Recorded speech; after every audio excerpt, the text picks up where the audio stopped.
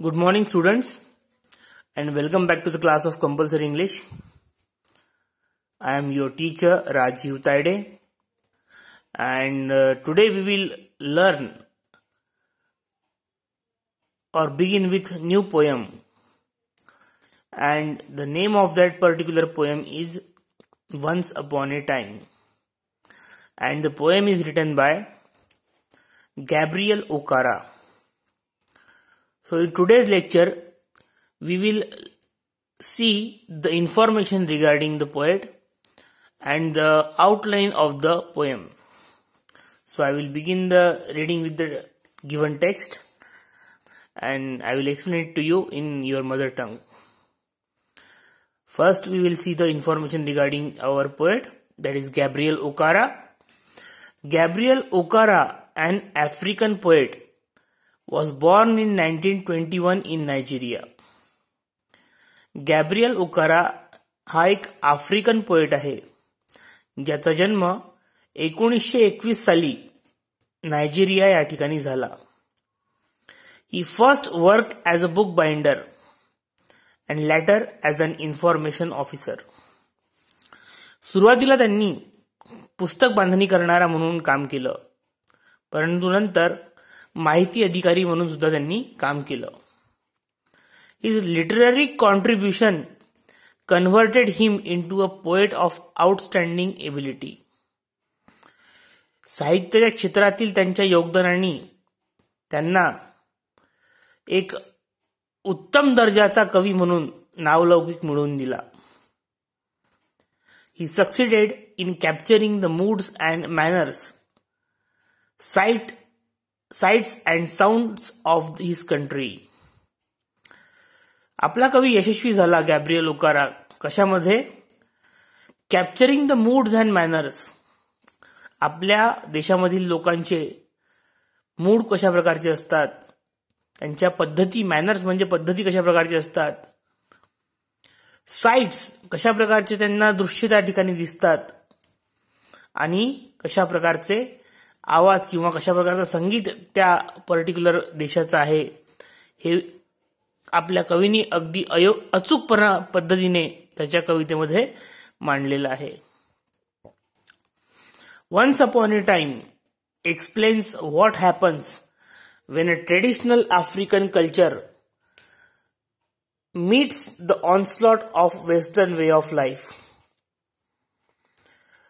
Once upon a time या कवितेमध्ये आपल्याला असं काही शिकायला मिळतं किंवा अशा काही गोष्टींचं त्या ठिकाणी एक्सप्लेनेशन दिलेलं आहे, विवेचन केलेलं आहे की जेव्हा पारंपरिक आफ्रिकेतील कल्चर, संस्कृती जी आहे, जेव्हा या संस्कृतीवरती पाश्चात्य जीवनशैलीचं जेव्हा भयंकर असं आक्रमण होतं, this encounter showed its effect on religious background and social life.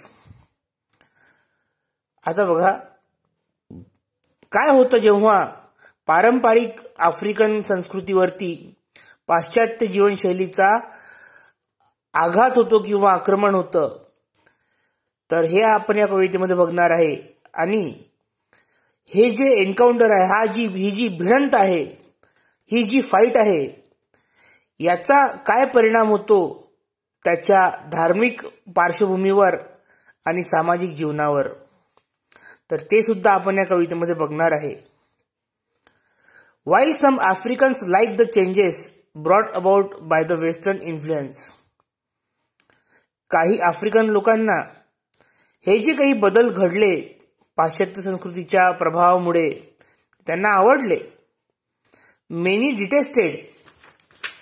आता डिटेस्टेडचा अर्थ आहे तिरस्कार करणे, परंतु बहुतांश लोकांनी त्याचा काय केलेला आहे, तिरस्कार केलेला आहे. आणि त्यांचं असं म्हणणं आहे की या पाश्चात्य आक्रमणाने आमच्या आफ्रिकन संस्कृतीचं फार मोठं डॅमेज झालेलं आहे, नुकसान झालेलं आहे. It is claimed that They in the poem refers to the western people who are white असं क्लेम केलं जातं, असं म्हटलं जातं किंवा असा दावा केला जातो की या कवितेमध्ये दे म्हणून जे संबोधन केलेलं आहे ते पर्टिक्युलरली पाश्चात्य देशातील लोकांसाठी, जे ज्यांचा वर्ण गोरा पान असा आहे, तर त्या लोकांसाठी दे हे शब्द किंवा दे हा त्याला आपण म्हणू प्रोनाउन या ठिकाणी वापरलेला आहे. तर once upon a time is about artificiality in human relationship. Once upon a time ही जी कविता आहे ही आपल्याला मानवी संबंधाची कृत्रिमता आपल्याला त्या ठिकाणी दर्शविते. किती कृत्रिम आपला संबंध एकमेकांशी झालेले आहेत आणि ते कशा प्रकारे या जगामध्ये प्रिव्हेलिंग इन द प्रेझेंट डे आणि त्याचं अस्तित्व कसं आहे या जगामध्ये, त्यांनी त्या कृत्रिमपणाने मानवी संबंधावरती कसा विजय मिळवलेला आहे, तर ते आपल्याला या कवितेमध्ये पाहायला मिळेल. The poet found the past better than the present. आपल्या कवीला मात्र जो त्यांचा भूतकाळ होता तो आता त्यांच्या वर्तमानापेक्षा श्रेष्ठ वाटतो, समृद्ध वाटतो. There were love, sincerity, faithfulness in the past. जुन्या काळामध्ये प्रेम होतं, सिन्सिरिटी प्रामाणिकपणा होता, फेथफुलनेस श्रद्धा होती. In the present everything has undergone a drastic transformation. परंतु या वर्तमानात मात्र या सगळ्या काही गोष्टी पार बदलून गेलेल्या आहेत. ड्रास्टिक म्हणजे खूप मोठ्या प्रमाणात त्या ठिकाणी ट्रान्सफॉर्म झाल्या. ट्रान्सफॉर्म म्हणजे बदलल्या. There is no dearth in the deception in the present. There is no dearth. आता डिअर्थचा अर्थ आहे दुष्काळ आणि डिसेप्शनचा अर्थ आहे फसवणूक. There is no dearth of deception. फसवणुकींचा दुष्काळ बिलकुल नाही म्हणते या जगामध्ये, या वर्तमानामध्ये. प्रत्येक जण, त्याचा म्हणण्याचा उद्देश आहे फसवणुकींचा दुष्काळ नाही म्हणजे फसवणुकींचा दुष्काळ आहे असं त्याला या ठिकाणी म्हणायचं आहे, जो तो एकमेकाला फसवू इच्छितो आहे. Once upon a time people use to laugh with their hearts and eyes. एकेकाळी लोक त्यांच्या हृदयानी आणि डोळ्यांनी हसायची. This showed their sincerity in expressing their emotion.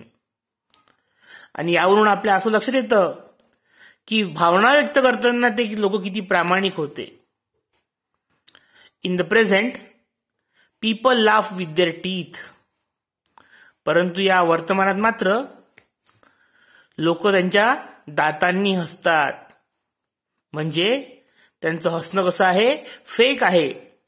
ते मनापासून हसत नाहीत, फक्त समोरच्याला दाखवण्यासाठी हसतात. This is because their hearts have become blunt and their eyes, as the poet says, ice block cold. आणि असं कशामुळे झालेलं आहे, कवी म्हणतो की लोक फक्त दातांनीच का बरं हसतात. कारण कवीचं म्हणणं आहे की या लोकांचे जे हृदय आहेत ते बोथट झालेले आहेत. ब्लंट म्हणजे बोथट. And their ice block cold.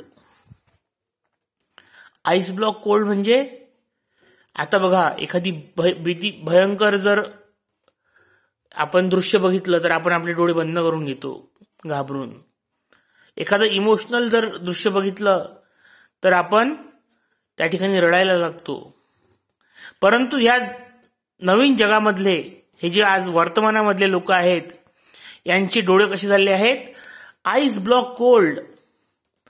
जणू काही फ्रीजरमध्ये ठेवल्यानंतर जसं त्या मृत गोष्टींचे डोळे एकदम एकाच ठिकाणी बघतात, त्यांच्या पापण्या कधी लवत नाहीत. तर अशा प्रकारचे निर्घृण निर्दयी असे डोळे त्यांचे झालेले आहेत आणि त्यांचे हृदय जे आहेत ते बोथट झालेले आहेत असं आपला कवी या ठिकाणी म्हणतो. Even when shaking hands with others their attitude is artificial. एवढंच काय तर दुसऱ्यांसोबत हँड हस्तांदोलन करताना सुद्धा त्यांची जी अभिवृत्ती आहे ती कशी आहे, कृत्रिम आहे, अनैसर्गिक आहे. It is not natural, it is not from heart. फक्त फॉर्मॅलिटी म्हणून ते एकमेकांसोबत काय करतात, हँडशेक करतात. In this poem the poet is unfolding his heart in agony. या कवितेमध्ये आपला हा जो कवी आहे हा त्याचं हृदय उकलून दाखवत आहे, अनफोल्ड करत आहे म्हणजे उघडून दाखवत आहे, आणि त्यामध्ये हार्ट इन ॲगोनी, आणि तो फार दुःखात आहे हे करताना. त्याला कुठल्याच प्रकारचा आनंद होत नाही हे दुःख व्यक्त करताना, पण तरीही तो हे दुःख आपल्या शब्दांद्वारे व्यक्त करतोय. The poet has addressed this poem to his son. ही कविता कवीने आपल्या पोराला उद्देशून म्हटलेली आहे. Towards the end of the poem the poet wants his son to show him how to smile whole heartedly. कवितेच्या शेवटी कवी आपल्या मुलाला उद्देशून म्हणतो की मुला, मला दाखव आपल्या मन मुराद कसं हसायचं, मन मोकळेपणाने कसं हसायचं, भरभरून कसं हसायचं, तर ते मला तू हसून दाखव. The desire to relive the past is nothing but a yearning for the sincerity, innocence and faithfulness conspicuous by their absence in the present day world. तर या ठिकाणी पहा कवी म्हणतो की डिझायर टू रिलीव्ह, परत एकदा जीवन जगायचं, कोणतं, भूतकाळातलं, is nothing but the yearning for sincerity. ही काय आहे, इट इज yearning, इच्छा आहे, उदास अशी इच्छा आहे, प्रामाणिकपणे केलेली, उदास अंतकरणांनी प्रामाणिकपणे केलेली, इनोसन्स एकदम निरागसपणे केलेली, अँड फेथफुल कॉन्स्पिक्युअस. फेथफुल म्हणजे विश्वासाने, conspicuous by their absence in the present day world. हे जाणून सुद्धा की आजच्या जगात ती गोष्ट अब्सेंट आहे, परंतु तरीही एकदा आपल्याला भूतकाळात जगता यावं अशी उदासवाणी कल्पना या ठिकाणी कवी करतोय. आणि अशा पद्धतीने आपण कवीचं इंट्रोडक्शन आणि कवितेचं इंट्रोडक्शन या लेक्चरमध्ये बघितलेलं आहे. Hopefully you have understood it well, and still if you have any kind of problem, then please let me know. You can call me or contact me. Thank you.